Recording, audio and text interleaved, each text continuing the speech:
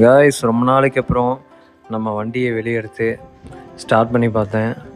Start ஆகாதுன்னு நினச்சேன், but பார்த்திங்கன்னா ஸ்டார்ட் ஆகிடுச்சு. என்ன கொஞ்சம் ரொம்ப நாளாக நிப்பாட்டி வச்சுருந்ததுனால காற்று கம்மியாக இருந்தது. ஸோ அதனால் போய் லைட்டாக காற்று அடிச்சுட்டு கொஞ்சம் பெட்ரோல் போட்டு தனியாக ஒரு ரைடு போனேன் சிறுவாணி ரோட்டில். சிபி வீட்டில் வந்து முறுக்கு சுட்டுட்ருக்கா. வீட்டில் ஒரே க்ரௌடாக இருக்கிறதுனால இது அவளை விட்டுட்டு நான் மட்டும் தனியாக ரைடு வந்துட்டேன். வண்டியை கிட்டத்தட்ட 2 மாதம் பக்கம் எடுக்கலை. கீழே நிப்பாட்டி வச்சுருந்தேன். எந்த நாய்களோ வந்து பெட்ரோலை தினமும் திருடிட்டு போகுது. ஆனால் நல்ல திருடனாக இருப்பான் போல இருக்குது.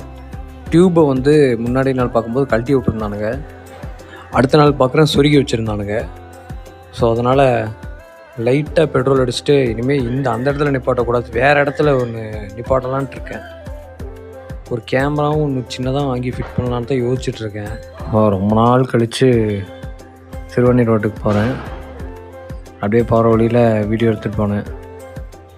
அப்படியே போய் பிரசன்னலக்ஷ்மி பேக்கரியில் போய் ஒரு டீ சாப்பிட்டுட்டு அங்கேருந்து அப்படியே ஸ்ட்ரைட்டாக சிறுவாணி ரோட்டில் கிட்டத்தட்ட கோவை கொண்டாட்டம் வரைக்குமே போயிருப்பேன்.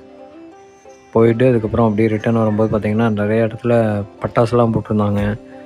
ஸ்வீட் கடை, நாளைக்கு தீபாவளி இல்லையா, ஸோ அதனால் ஒரே கச்சன்னு கூட்டம், செம்ம வைபாக இருந்தது.